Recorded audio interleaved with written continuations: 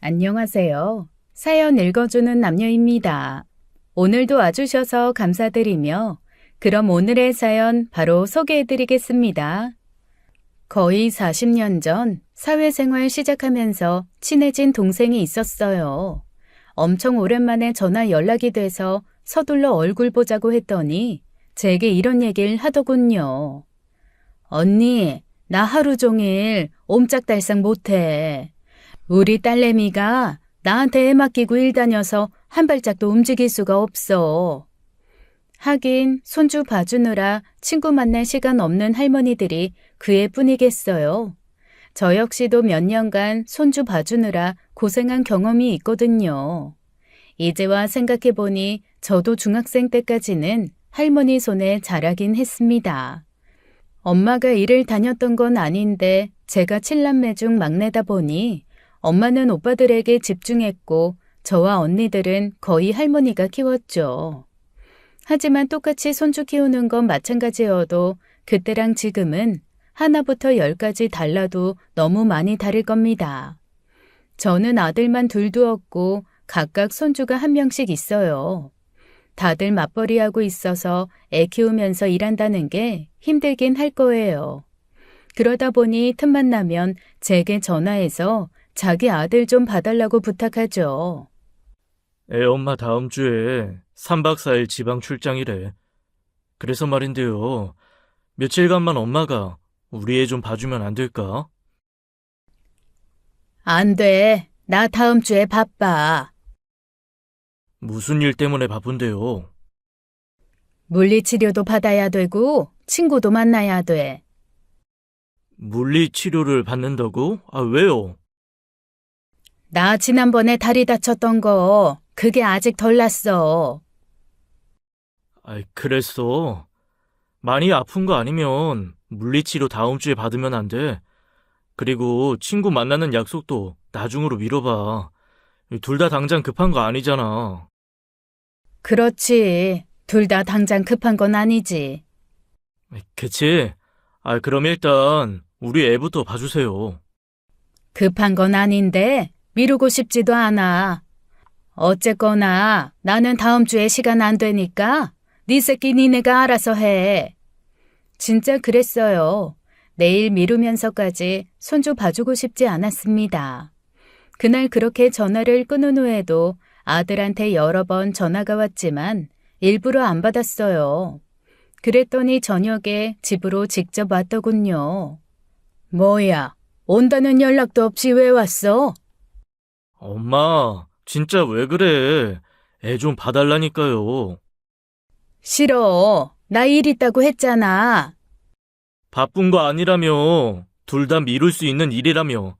솔직히 손주 보는 일보다 중요한 게 어딨어. 길게 설명하고 싶지 않았습니다. 내 손주? 당연히 소중하죠. 하지만 딱 잘라 거절하는 데는 저도 나름의 이유가 있었어요. 무엇보다 아들놈이 세상 당당히 요구하는 게 너무 괘씸하더라고요. 그래서 저도 매몰차게 나가기로 작정했죠. 네 새끼를 왜 내가 봐줘야 되는데? 아이, 그럼 누가 봐줘요? 당연히 할머니가 봐줘야지. 그게 왜 당연한 거야? 걔가 엄마가 없어? 아빠가 없어? 우리 일 다니잖아요. 모르는 것도 아니면서 왜 그래? 엄마 참 이상하네. 안 그러다가 갑자기 왜 투정이야? 뭐? 투정? 아이, 좌우간 다음 주 화요일 오후에 집에 와. 애 엄마가 수요일 아침 기차로 가거든. 우리 아들 이제 다 커서 딱히 할 일도 없어. 학교 갔다 돌아오면 간식 챙겨주고 그 다음에 시간 맞춰 학원 보내고. 누가 간다 그랬냐? 아, 왜 그래 진짜? 도대체 뭐가 문젠데? 누구나 자식 낳으면 지 새끼밖에 모른다지만 아무리 내 아들이라도 이건 아니다 싶더라고요. 얘 봐라. 너 지금 엄마 앞에서 뭐 하는 거야? 싸가지 없게. 나는 당연히 네 새끼 봐줘야 되는 사람이야. 생전 안부 전화는 한 통도 없다가 오랜만에 연락 온다 싶으면 여지없이 새끼 봐달란 얘기만 하고 지 엄마 다리 다친 거는 신경도 안 쓰잖아. 며느리한테는 바라지도 않아. 적어도 네가 자식이면 걱정하는 척이라도 해야 되는 거 아니야? 엄마 다친 거 내가 병원비 내줬잖아. 그거 말고 깁스 풀자마자 쓰레기 버리러 갔다가 또 미끄러졌다고 했잖아. 혹시 또 잘못되는 거 아닌가 해서 아침부터 급하게 연락한 거 기억 안 나? 아이, 그랬어? 아이, 난 왜 기억이 안 나지? 당연히 안 나겠지. 골프 약속 있어서 빨리 나가야 된다고 끊었으니까. 다친 데 어디 봐봐. 많이 아파? 이번에도 깁스해야 된대. 아니, 이제 안 아파. 그치만 네 새끼 봐줄 맘은 없어. 그러니까 니들이 알아서 해. 누군가는 그러겠죠. 남도 아닌 내 손주인데 만사 제쳐놓고 봐줘야 하는 거 아니냐. 당연한 얘기입니다. 저도 처음 손주 태어났을 때는 열일 제쳐놓고 달려가 먹이고 재우고 했어요. 그런데 마음이 바뀌었습니다. 그럴 만한 이유가 있었거든요. 남편과 저는 두 아들을 위해 정말 열심히 살았어요. 잠깐 남편 얘기를 해보자면 그 사람과는 같은 직장에서 만나 결혼했습니다. 정확히 말하면 남편은 학원 원장이었고 저는 그 학원에서 강사 일을 했어요. 남편은 어려서부터 천재 소리를 들을 만큼 공부를 잘했다고 합니다. 하지만 집안 형편이 매우 좋지 않았는데 그래서 이를 악물고 더 악착같이 공부를 했대요. 어떻게든 서울대에 가야겠다. 서울대 가고 싶었던 이유는 오로지 하나. 다른 대학에 비해 등록금이 싸다는 거였죠. 결국 목표한 대로 서울대에 입학을 했답니다. 하지만 입학한 순간부터 공부에 소홀했대요. 돈을 벌어야 했으니까요. 학비도 벌어야 하고 용돈도 벌어야 하고 시골집에 생활비도 보내야 했답니다. 그래도 서울대 타이틀이 좋긴 좋은지 과외 알바로 돈을 꽤 많이 벌었대요. 내가 버는 과외비로 집안 생계부터 책임져야 했어. 가난한 집들 공통점이 뭔지 알아? 바로 빚이야. 감당 안 되는 빚. 나름 꽤 번다고 생각했는데도 과외비 받아서 집에 갖다 주면 빚 갚느라 금세 사라지고 사는 건 나아지지 않는데 돈은 끊임없이 들어갔던 것 같아. 학교 휴학하고서 돈을 벌면서도 학교로 다시 돌아가야 한다는 생각은 하는데 그게 안 되더라고. 당장 눈앞에 빚부터 해결해야 했고 입에 풀칠부터 해야 했으니까. 그래서 결국 복학도 못 해보고 제적당해서 졸업장도 못 땄어. 한 집안의 가장이나 다름없던 남편은 안타깝게도 서울대를 졸업하지 못했습니다. 대신 노력의 결실로 집안 빚을 모두 해결하고 작은 보습학원도 차릴 수 있었죠. 저 역시 집안 형편이 좋지 않았어요. 간신히 대학을 다니고 있긴 했지만 등록금을 해결하기 위해 아르바이트를 꼭 해야 했죠. 그래서 대학생 신분으로 방학 때마다 보습학원에 나가 일하기 시작했고 그러다 학원 강사 일을 하게 된 거였어요. 남편이나 저나 연애 경험은 거의 없었습니다. 그래서인지 재밌고 뜨거운 연애를 하진 않았지만 나름 비슷한 처지의 사람들이라 빨리 결혼해서 안정 찾고 돈이나 벌자 했어요. 노력한 만큼 돌아온다고 학원은 생각보다 매우 잘 됐습니다. 학원이란 게 입소문으로 먹고 사는 업종이라 처음엔 서울 변두리에서 시작했다가 점점 잘 가르친다는 소문이 퍼지면서 좋은 학군의 동네로 옮겨 꽤 많은 수강생을 받았죠. 당신은 이제 학원 일에서 손 떼. 나는 남의 집 애들 가르치는 데 집중할 테니까 당신은 우리 애들한테만 집중해. 첫애 낳고 둘째 임신하자마자 일을 그만두었습니다. 애들 가르치는데 이미 학습돼 있던 터라 제 아이들 공부 가르치는 일은 어렵지 않았어요. 남편도 집에 돌아와 잠들기 전까지 애들 공부 봐주는 일에 엄청 충실했죠. 아이들도 가르친 만큼 결과를 보여줬고 그래서 고맙게도 큰애도 작은애도 공부 때문에 속 썩이는 일은 없었습니다. 난 우리 애들은 꼭 좋은 대학 보내서 무사히 졸업까지 시켜줄 거야. 내가 학원 원장이라서가 아니라 내가 못 해본 거, 내가 즐기지 못한 대학생활, 내 자식들만큼은 꼭 다 누리게 해주고 싶어. 그래야 내가 덜 억울할 것 같아. 뭐 그래야 여기저기 소문나서 학원 원생도 더 몰릴 테고. 서울대에 입학하고도 일만 해야 했던 남편의 속상했을 마음이 느껴져 짠했어요.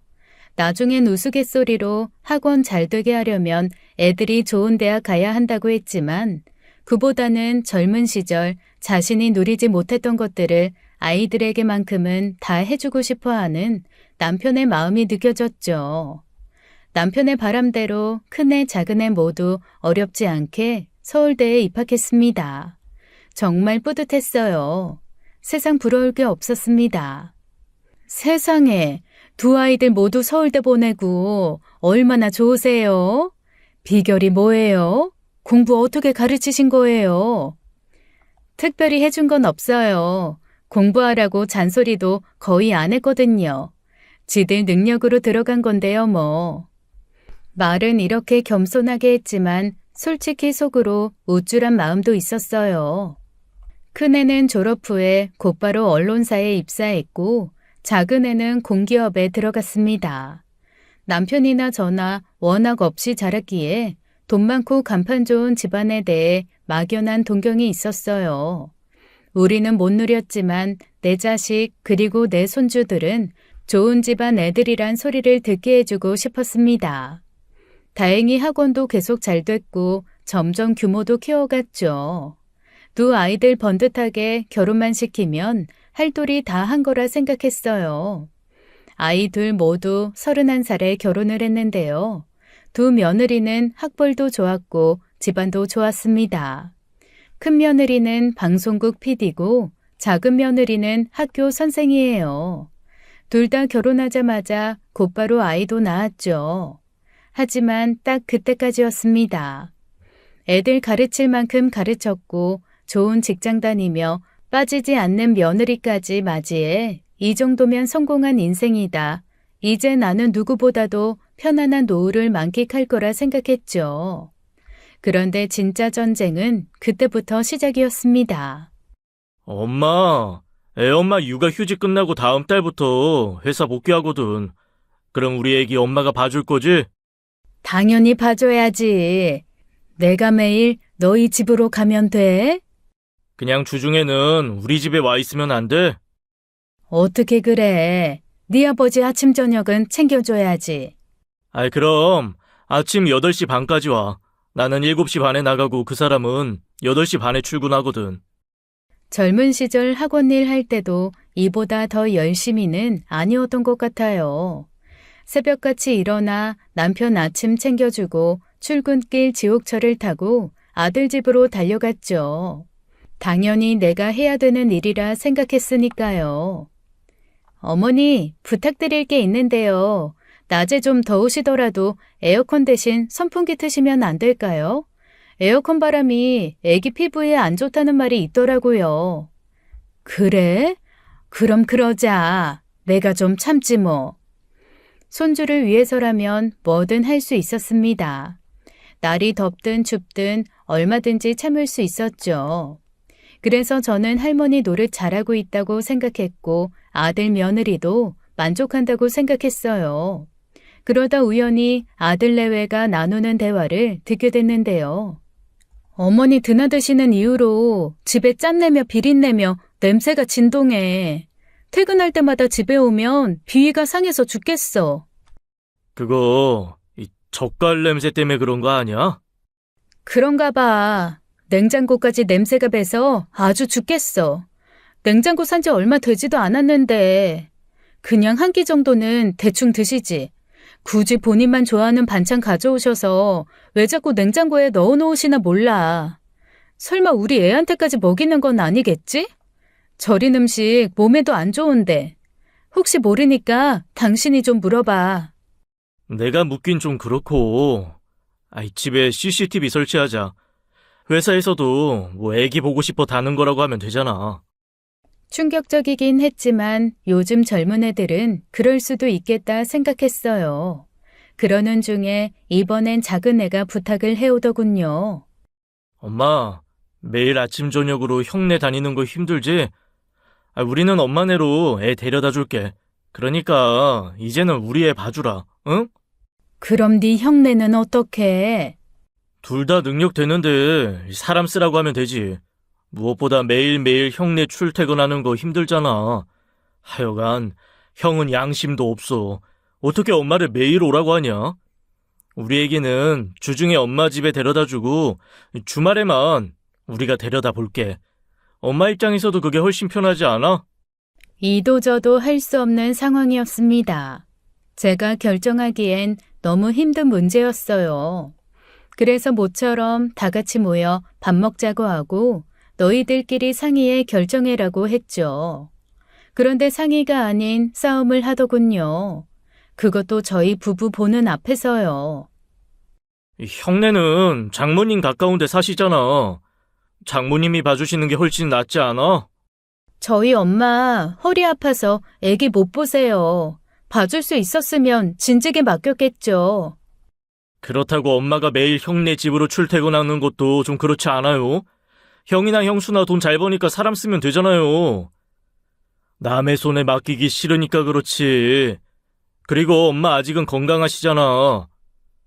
애 봐주다가 골병 드는 노인들이 얼마나 많은데 솔직히 엄마가 만만하니까 돈 안 주고 부려먹는 거잖아. 서방님, 무슨 말을 그렇게 하세요? 만만해서 부려먹다니요. 근데요, 형님, 그럼 저희 애는요? 저희 친정엄마는 지방에 사셔서 애 봐달라는 부탁도 드릴 수 없어요.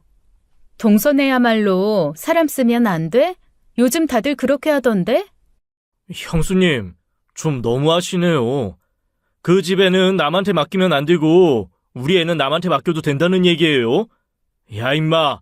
그게 아니면 뭔데? 형 아들이 아무리 이 집안 장손이라지만 걔가 뭐 임금자리 물려받을 애도 아니고 우리 애나 형네 애나 똑같은 거 아니야? 서방님, 우리 애가 장손이라서가 아니고요. 여태 어머니가 봐주셨는데 갑자기 다른 사람 손에 맡길 수가 없어서 그러는 거예요. 애가 얼마나 혼란스럽겠어요? 그러니까 엄마는 우리가 먼저 찜했다. 이거네요? 찜은 무슨 찜이야? 솔직히 저희 애도 할머니 사랑 받을 자격 있잖아요. 그리고 어차피 형님네나 저희나 둘 중 하나는 돈 들여서 사람 써야 되는데 저희만 돈 쓰는 건 좀 억울해요. 전 아무 말도 할 수 없었습니다. 끼어들고 싶어도 끼어들 틈이 없었어요. 옆에 있던 남편은 계속 보고 있기 민망한지 말없이 방으로 들어가 버리고 저는 그저 이 싸움이 어떻게 끝날지 기다리는 수밖에 없었죠. 둘 다 벌 만큼 벌잖아. 애 키우는데 그 정도로 돈도 못 써? 그러는 형네는 왜 돈 안 들이고 엄마 덕 보는데? 너 아까서부터 계속 그 얘기하는데 내가 돈 아끼려고 그러는 것 같아?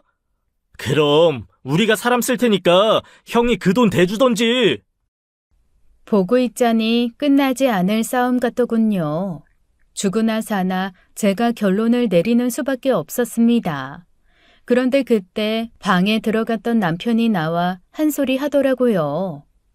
니네들 그만해라. 네 엄마가 물건이냐 서로 갖겠다고 싸우게. 이 어릴 때도 안 싸우던 애들이 지 새끼들 때문에 싸우는 거 더는 못 보겠다. 작은 애 내일 당장 사람 알아봐. 그 돈 내가 줄 테니까. 애 봐주는 문제는 그렇게 일단락 되는 줄 알았습니다. 남편이 작은 애네 지원을 해준다는 걸로 해결된 거라 생각했죠. 하지만 큰 애도 작은 애도 틈만 나면 저를 너무 힘들게 하더라고요. 엄마, 내일 형네 안 가고 우리 애 봐주면 안 돼? 왜? 무슨 일이 있어? 애 봐주는 사람이 못 온대? 어제 애 엄마가 한 소리 했더니 기분 나빠서 이제 안 온대.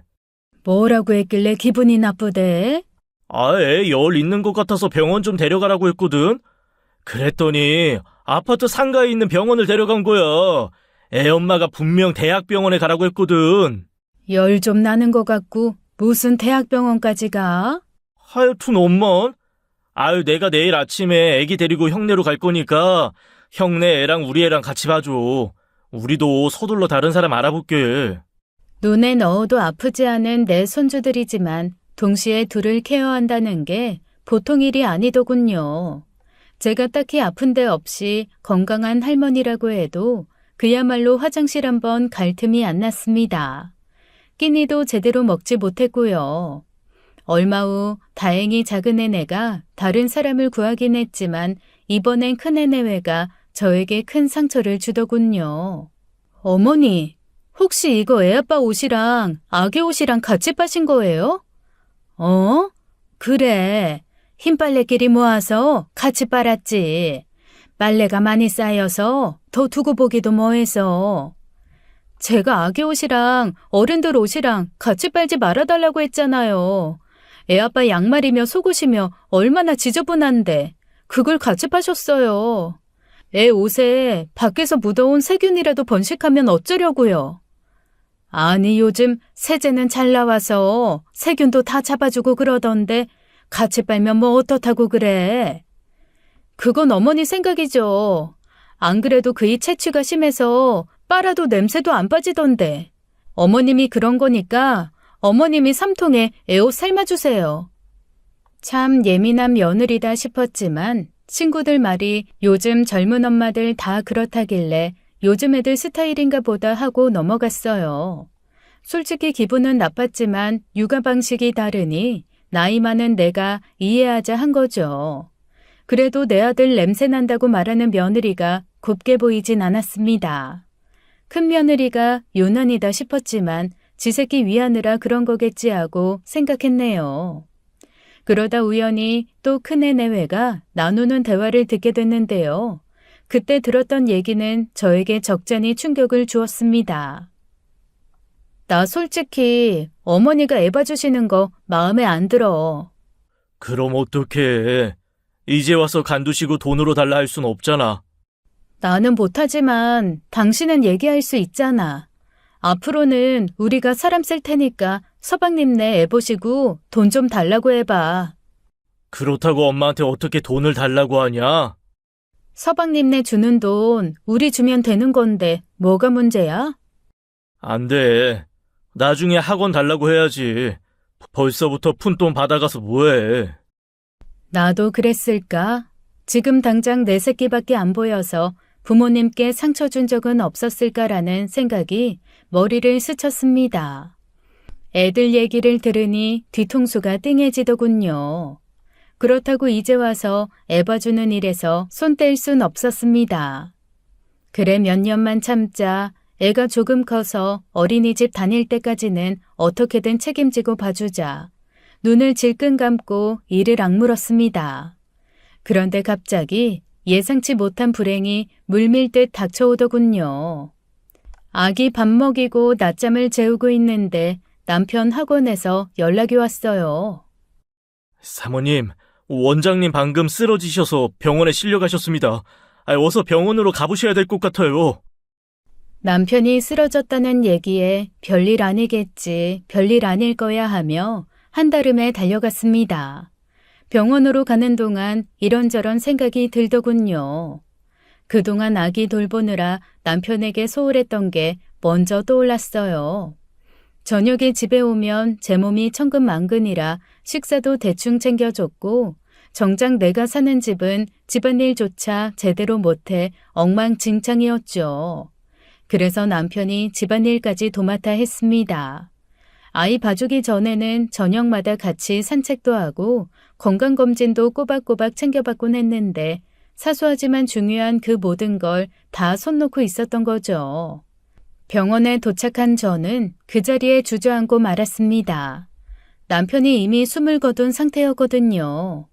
심장마비라고 했어요. 학원 일이 힘든 거야 당연하지만 몇십 년을 운영하면서도 아무 일도 없었던 사람이 갑자기 이렇게 쓰러져 한순간에 떠날 줄은 미처 몰랐습니다. 남편이 떠나고도 이게 현실인지 꿈인지 헷갈릴 지경이었어요. 장례 치르는 3일간 저는 슬픔에 빠져 주변은 돌아보지 못하고 있었어요. 그런데 나중에 제 동생이 이런 얘기를 전해주더라고요. 언니네 며느리들 원래 그랬어? 참 대단하더라. 그게 무슨 말이야? 문상원 손님들 신경 쓸 생각도 안 하고 종일 자기 새끼들만 껴안고 있더라고. 상복 입고 있었으니 망정이지 안 그랬으면 손님인 줄 알았겠어. 애들이 아직 어려서 그런다고 해도 유난도 그런 유난이 없더라. 큰 며느리는 지 남편 붙잡고 집에 가고 싶다고 징징대는 게 며느리가 할 소리야? 언니한테 며느리들 똑똑하고 착하다 소리만 들어서 그런 줄 알았는데 영 아니네. 동생 얘기 듣고 속은 상했지만 며느리 붙잡고 뭐라고 할 순 없었습니다. 어쨌거나 내 며느리고 내 자식이니 되도록 감싸주고 품어줘야 되니까요. 게다가 평생 같이 살던 남편이 갑자기 떠나 몸의 반쪽을 잃은 것 같았지만 앞으론 내 자식, 내 며느리들, 내 손주들 보며 살아야 했기에 마음을 다잡아야 했습니다. 그런데 불행은 그게 끝이 아니더군요. 남편이 떠나고 이것저것 정리하다 보니 학원 건물이 저 모르게 저당 잡혀 있더라고요. 학원을 담보로 엄청난 금액이 대출되어 있고 그 돈은 고스란히 시동생에게 가 있었습니다. 형수님, 죄송합니다. 이 재작년에 제 회사가 휘청거렸거든요. 수십 년간 공들인 사업이 하루아침에 날아갈 상황이라 어쩔 수 없이 형님한테 부탁 좀 드렸습니다. 그 돈 제가 어떻게든 갚겠습니다. 미리 말씀 못 드린 거 죄송해요. 어떻게든 갚겠다고는 했지만 이미 대출이자가 많이 밀려있는 상태였어요. 시동생 회사 역시 위험한 상태 같았죠. 마음 졸이며 하루하루를 보내던 중 결국 우려하던 게 날아오더군요. 학원 건물 경매 통보였습니다.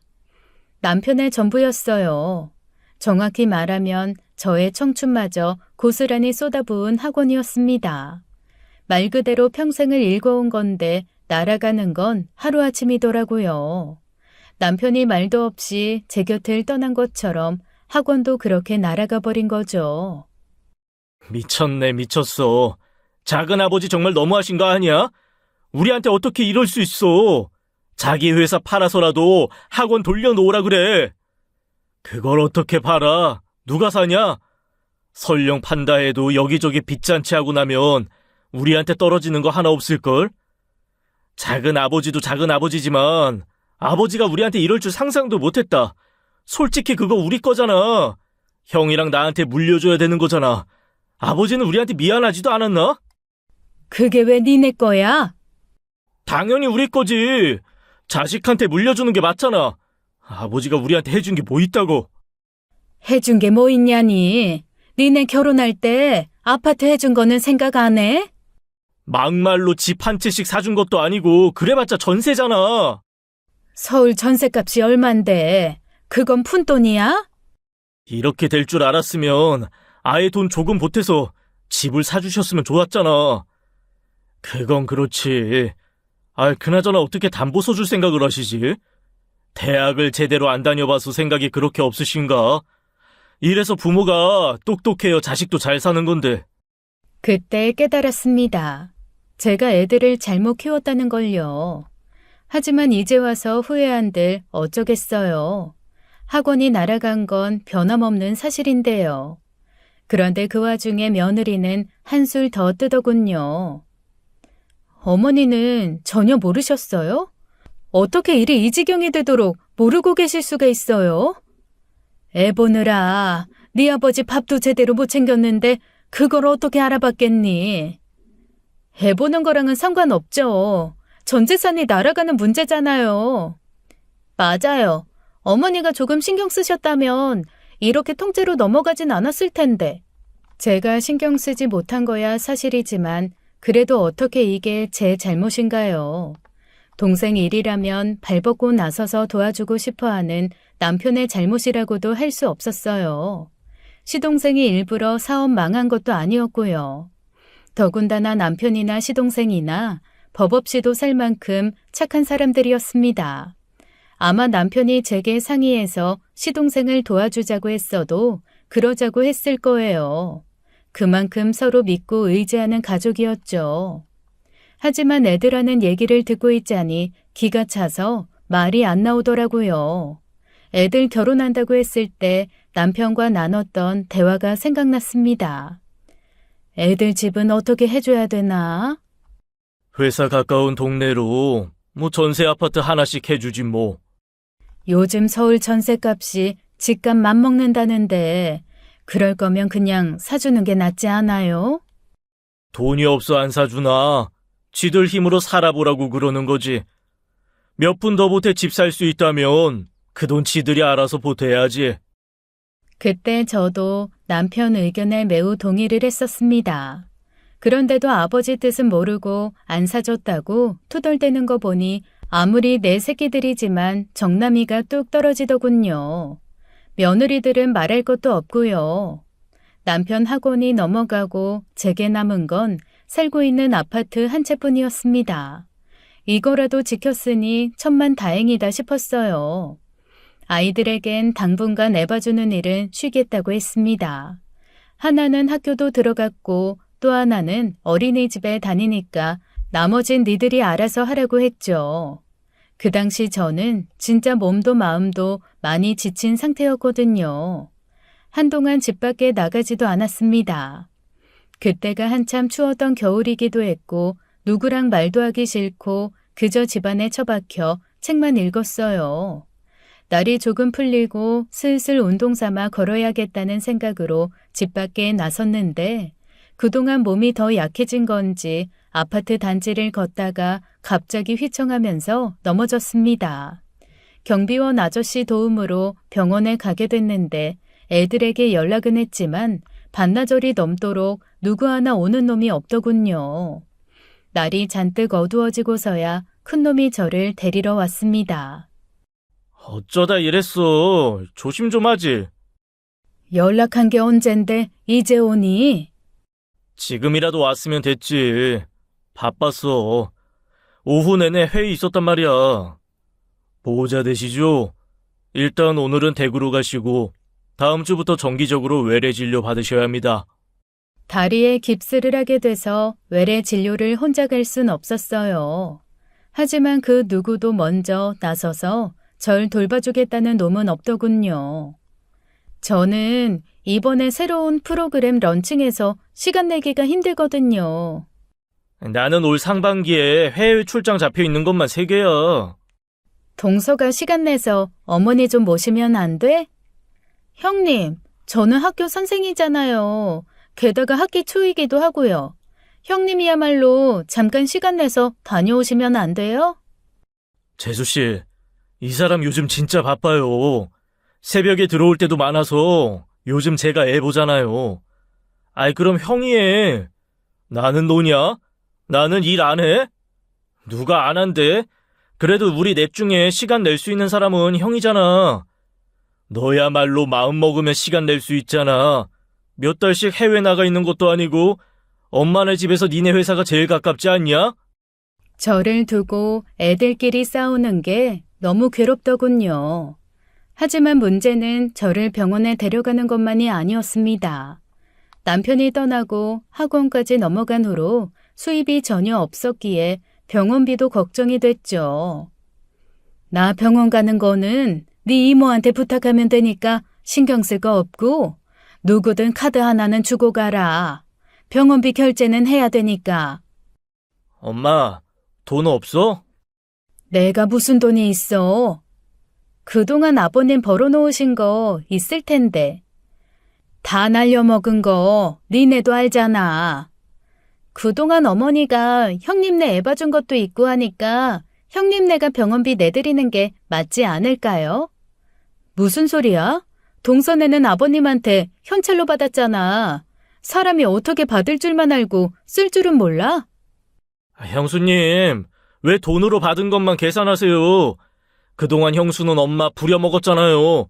그거 다 돈으로 환산하면 얼만데요? 야, 부려먹다니. 너는 말을 왜 그따위로 해? 하나부터 10까지 서로 자기 책임 아니라고 넘기기 바빴습니다.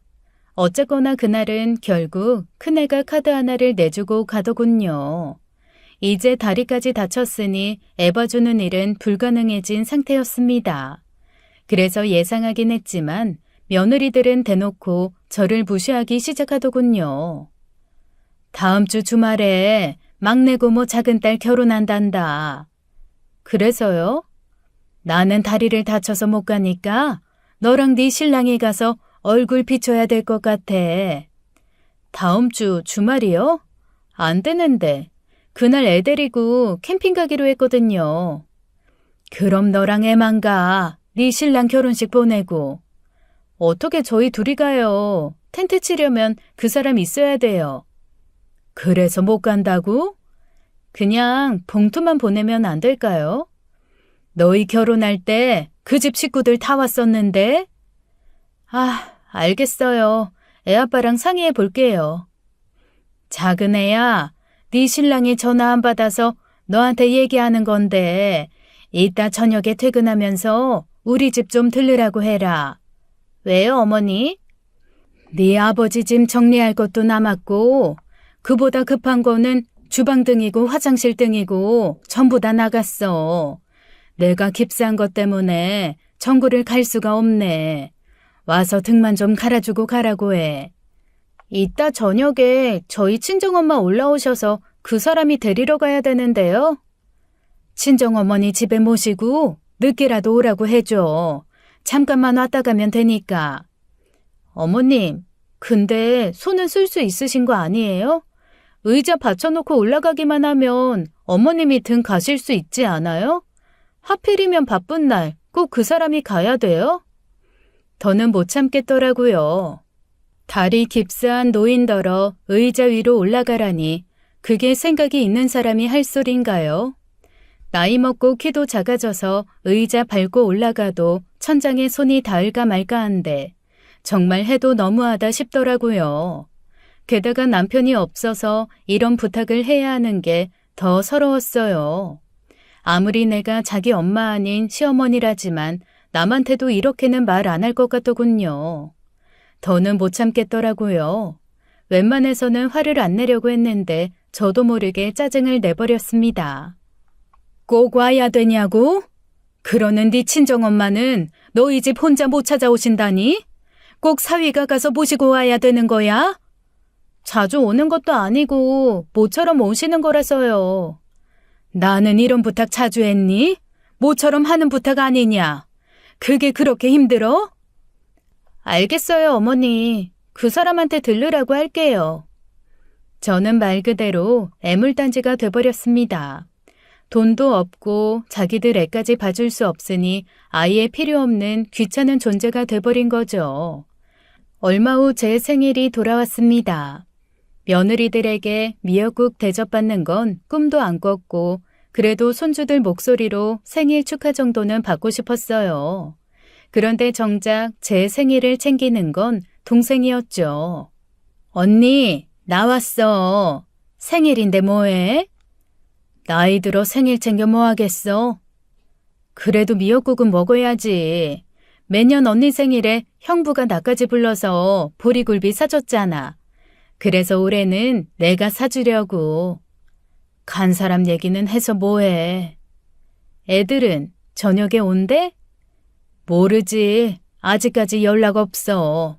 다들 바쁜가 보다. 아무리 바빠도 전화 한 통은 할 수 있잖아. 이따 저녁에 뭐라도 해주겠지. 하지만 그 누구도 전화하는 사람은 없었습니다.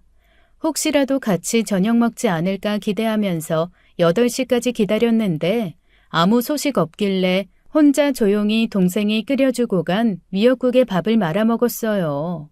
애들에게 서운하고 서럽고 그런 마음보다는 남편에 대한 그리움이 가장 크더군요. 생일마다 늘 보리굴비를 사 먹고 호텔 커피숍에 가서 밀크티를 마셨습니다. 다정한 말 한마디, 살가운 애정 표현은 없었지만 보리굴비와 밀크티만으로도 충분히 행복했어요. 함께 할 수 있어 행복했고 무엇보다 큰 걱정거리가 없다는 것에 감사했습니다.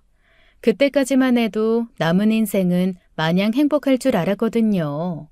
이렇게 살게 될 줄은 상상조차 못했었죠. 혼자 궁상맞게 남편 생각하고 있다가는 눈물만 날 것 같아 그날은 밥 먹고 일찌감치 잠에 들었습니다. 그리고 다음 날 새벽에 눈을 떴는데 지난밤 큰애가 전화를 했었더군요. 그것도 3번이나요. 많이 바빠서 신경 못 쓰다가 생일 지나기 전에 전화라도 했나 보다 했죠. 그렇게 못 받은 전화 한 통화로 지난밤의 서운함은 싹 풀렸습니다. 그리고 지금쯤이면 출근했겠다 싶어 큰애한테 전화를 걸었어요. 엄마, 아유, 어제 왜 전화 안 받았어요? 일찍 잤어? 응, 저녁 먹고 바로 잤어. 내가 어제 왜 전화했냐면, 애 엄마가 출장 가거든. 나도 요즘 너무 바쁘고. 그래서 엄마가 당분간만 우리 애 좀 봐주면 안 될까? 어제 그것 때문에 전화했던 거야? 돌봄 신청했는데 떨어졌대. 애 학교 다녀와서 간식 챙겨주고 학원 버스만 태워주면 되거든. 그 정도는 엄마가 해줄 수 있지? 주구장창 자기 아쉬운 소리만 해대는 아들. 지엄마 생일에 대해서는 이런 방구 없더군요. 아니, 나 이제 그거 못해. 네 새끼는 니들이 알아서 해. 엄마, 갑자기 왜 그래? 엄마 아니면 누가 봐줘? 글쎄다. 그건 니들이 알아서 궁리해. 둘 중 하나 회사 때려치고 들어앉아서 애 보든가. 무슨 말을 그렇게 해? 어떻게 일을 관둬요? 그럼 니네 장모더러 봐달라고 해. 네 장모한테 젓갈 같은 냄새 나는 음식 말고 다른 거 해달라고 하고 빨래도 사람별로 구분해서 돌려달라고 해라. 엄마, 그동안 뭐 서운한 거 많았어요? 애 엄마가 좀 예민해서 그런 건데, 아무튼 내가 애 엄마한테 한마디 할게. 근데 장모님 허리 아프셔서 못해. 나는 다리 아파. 이제 막 깁스 풀었어. 네 엄마 아픈 거는 생각 안 하고 네 장모 아픈 것만 신경 쓰여? 그래도 엄마가 편하니까. 편한 게 아니라 만만한 거겠지. 하여간 난 모르겠으니까 이만 전화 끊어. 공부 잘하는 아들, 좋은 대학 가는 아들, 좋은 직장 들어간 아들. 그동안 저를 늘 기쁘게만 해줬던 아들입니다. 그게 다 제가 잘 가르쳐서 그런 거라 생각했어요. 하지만 아니더군요. 저는 공부만 가르치고 인성은 가르치지 못했던 거예요. 그날 오후 작은 며느리에게 전화가 걸려왔습니다. 혹시 얘가 내 생일 챙기려나 조금은 기대를 했어요. 그러나 그 기대마저 욕심이었죠. 어머니, 식사하셨어요? 이제 먹으려고 그런다. 왜? 뭐 드시고 싶으신 거 있으면 말씀하세요. 제가 사드릴게요. 사주려면 어제 사줬어야지. 어제요? 왜요? 역시나 시어미 생일은 전혀 생각 못하고 있더군요. 됐고, 웬일로 전화했니? 나 먹고 싶은 거 있을까봐 전화한 건 아니잖아. 그게요, 어머니. 저희 애 좀 부탁드리려고요. 친정엄마 올라와 계신다며. 계실 만큼 계셔서 다음 주에 내려가셔야 되거든요. 친정아버지 계속 혼자 계시게 할 순 없으니까요. 그건 그렇지. 너희 엄마도 본인 생활이 있을 테니. 엄마 내려가시고 나면 당장 애 봐줄 사람이 없어요. 사람 쓰면 되잖아. 사람은 뭐 공짜로 쓰나요? 아버님 안 계셔서 지원해줄 사람도 없고. 그래서 공짜로 쓸 수 있는 나한테 맡기겠다? 아니요. 저 그렇게 양심 없진 않아요. 안 그래도 어머니 돈 필요하시잖아요. 저희가 돈 드릴게요. 남한테 돈 쓰느니 어머니 드리는 게 서로 좋으니까요. 그래서 얼마나 줄 건데? 30만 원 드릴게요. 그 정도면 어머니 한 달 용돈으론 괜찮죠? 물론 한 달 용돈으론 나쁘지 않지. 그쵸? 근데 애 봐주고 받는 돈으로는 어이없지. 네? 고스란히 용돈으로만 받으면 고맙지만 애 보는 값으론 택도 없다는 거야.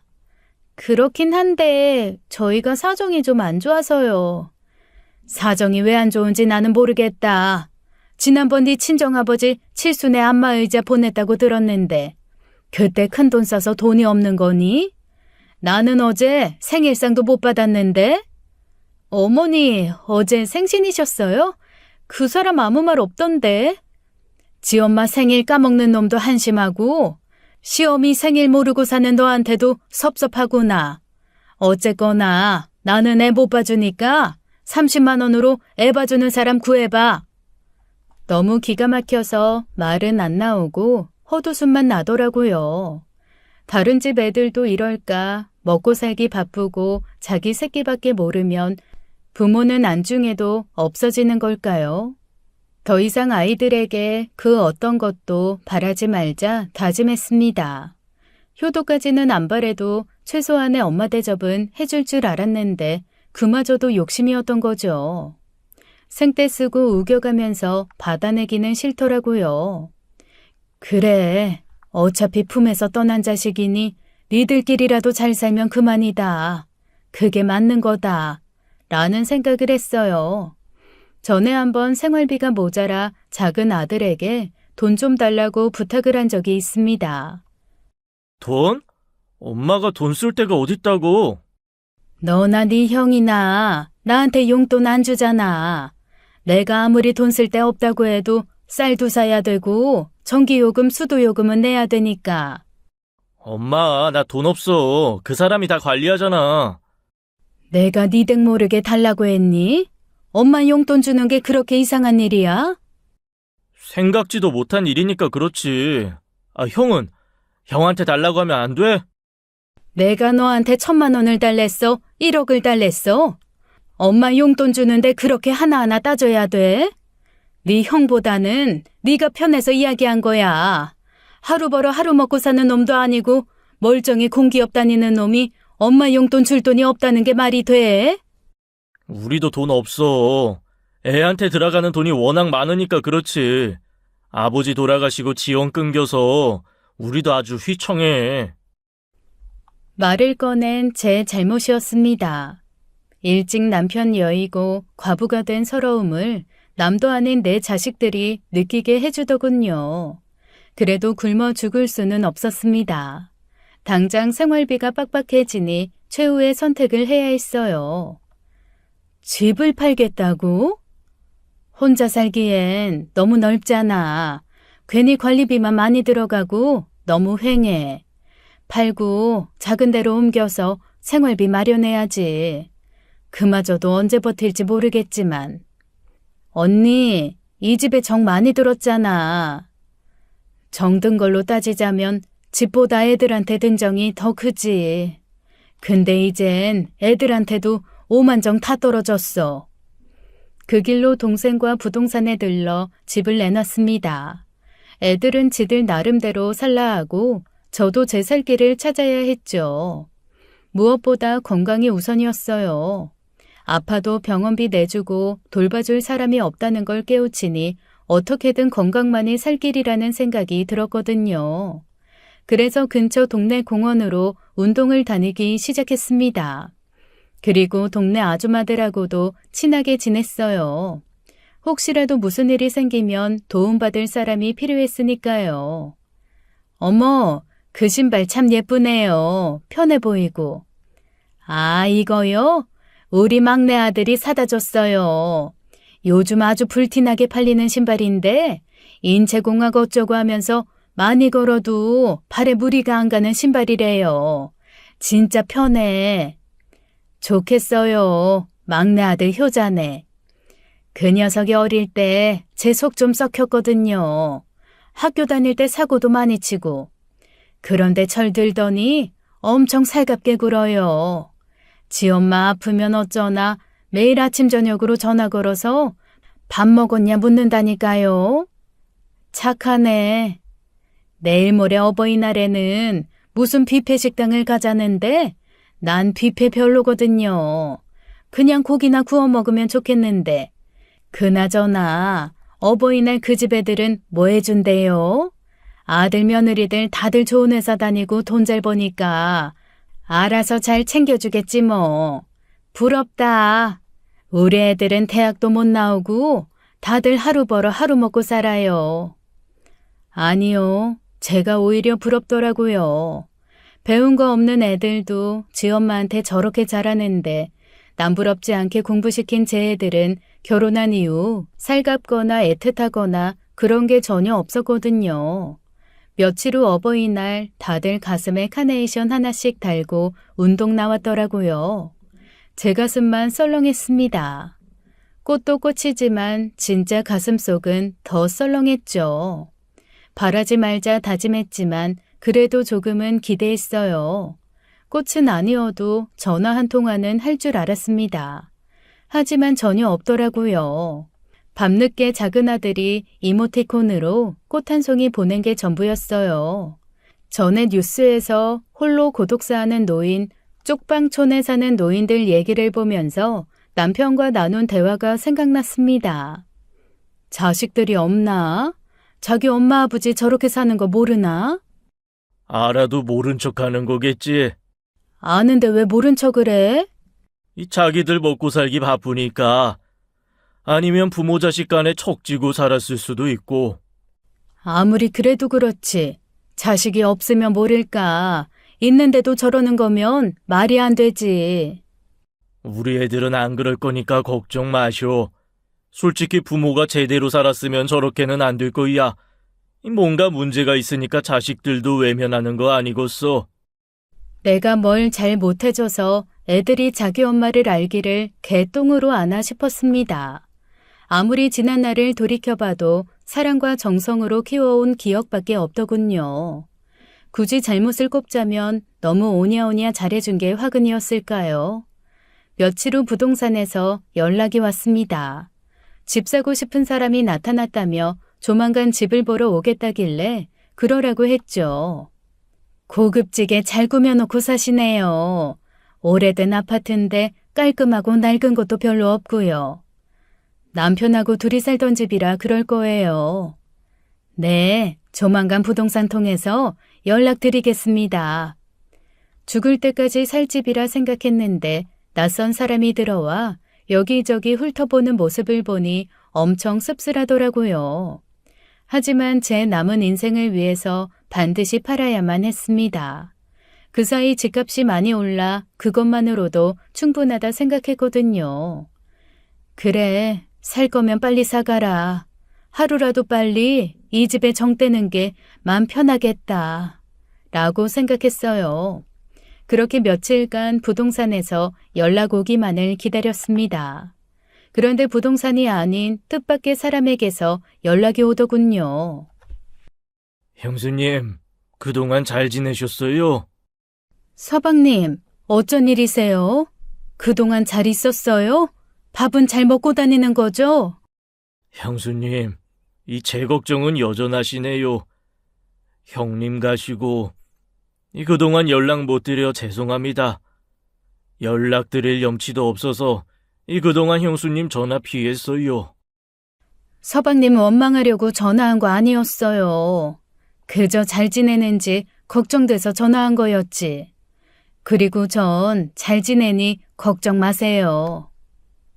형수님이 어디 제 원망하실 분이에요. 저도 그럴 뿐 아니라는 거 다 알죠. 그래도 너무 죄송해서 제가 형수님 앞에 못 나서겠더라고요. 그래서 본의 아니게 피해 다녔네요. 그런 분이 갑자기 웬일이래요? 혹시 무슨 일 있어요? 그게요. 이 형수님 사실은 그렇게 한참 동안 이어진 시동생과의 전화에 저는 깜짝 놀라고 말았어요. 시동생이 오래전부터 붙잡고 매달린 일이 있었습니다. 앱 개발 사업이었는데요. 그게 어느 정도 성공을 한 모양이었어요. 기술 개발도 곁들여 특허까지 따냈다는데 용어가 어려워서 뭔진 잘 모르겠지만 돈을 잘 벌게 되었다는 뜻이었어요. 형이 그동안 아무 실적도 없는 절 믿어준 덕분에 여기까지 올 수 있었어요. 이 옆에서 지켜봐 주신 형수님 덕도 있고요. 어떻게든 성공해서 이 은혜 갚아야지 했는데 이제야 갚게 됐네요. 아직은 시기상조라 제가 그 돈 다 갚아드릴 수는 없지만 형수님께 제안하고 싶은 게 있어요.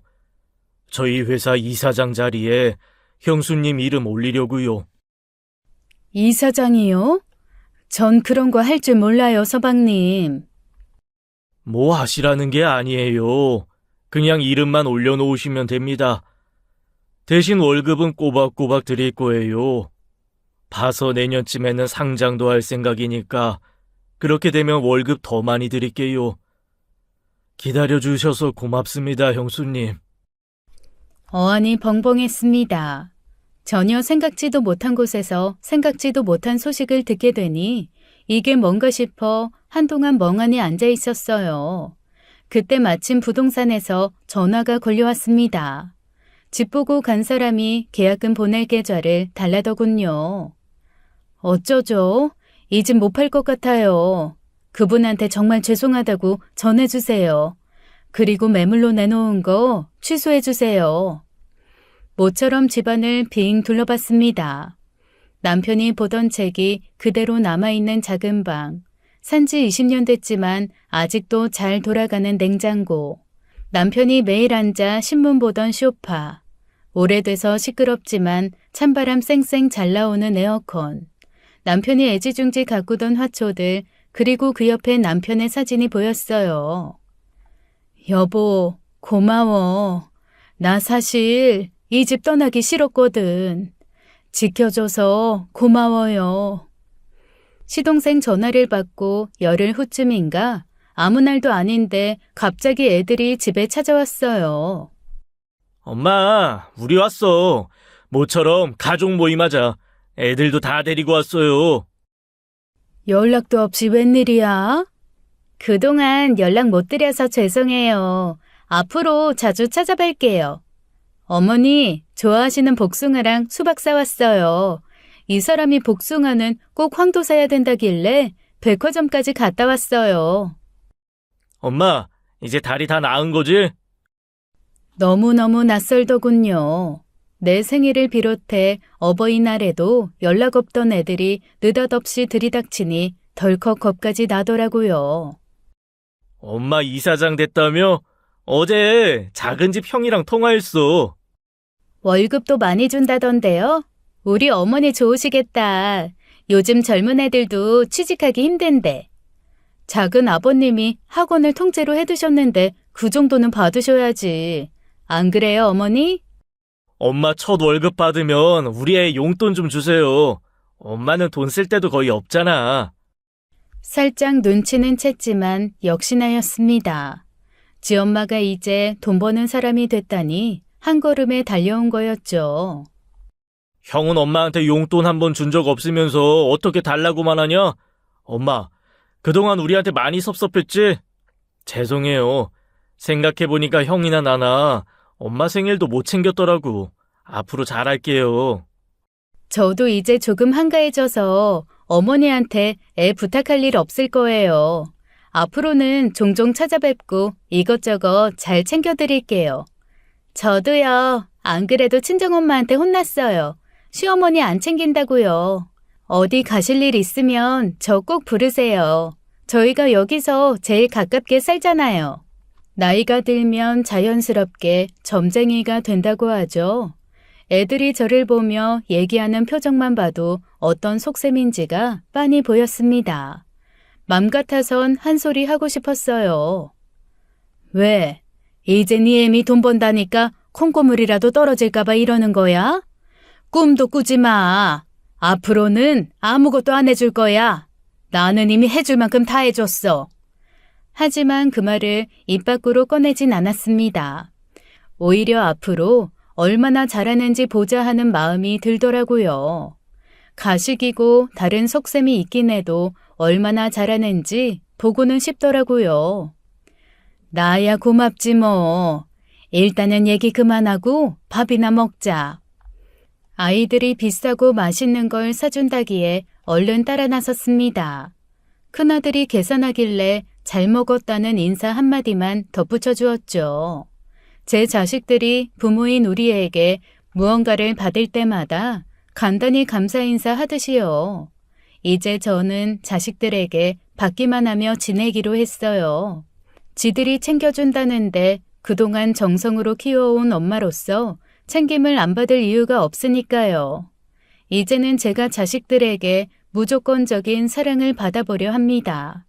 자식들이 요구하는 것들도 웬만한 건 들어주지만 선을 넘는다 싶으면 단칼에 거절하고 있어요. 그렇게 하니 자식들도 엄마 어려운 줄 알더라고요. 며느리들도 제게 함부로 말하지 않네요. 제가 금전적 여유가 생겨서가 아니라 할 말 제대로 하고 나니 며느리들도 조심하더라고요. 저는 이제 아이들에게 금전적으로도 인력으로도 도움을 주고 있지 않습니다. 그러다 보니 저에게 집중하는 시간이 늘어났어요. 저를 위해 돈을 쓰고 배우러 다니고 운동하는 게 일상이네요. 멀리 있는 자식들보다 옆에 있는 친구들에게 저렴한 밥 한 끼 서로 사주는 게 더 기쁜 일상이에요. 이것도 나이 들어가며 겪는 한 과정인 것 같습니다. 그래서 나이 들면 친구가 많아야 하나 봐요. 덜 외롭고 서로 공감도 해주며 지내게 되니까요. 괘씸하고 얄미운 애들이지만 그래도 늘 건강하고 하는 일 모두 잘 되길 기도합니다. 덕을 볼 생각은 없지만 저도 엄마이기에 그 마음까진 접히진 않더라고요. 하지만 이제는 그 누구보다도 저 스스로를 위해 살 거예요. 남편을 먼저 보내긴 했지만 앞으로 건강한 노년 잘 살아보겠습니다. 모두 행복하세요. 지금까지 사연 읽어주는 남녀였습니다. 끝까지 시청해주신 여러분 감사드리며 저희는 다음 사연으로 돌아올게요. 감사합니다.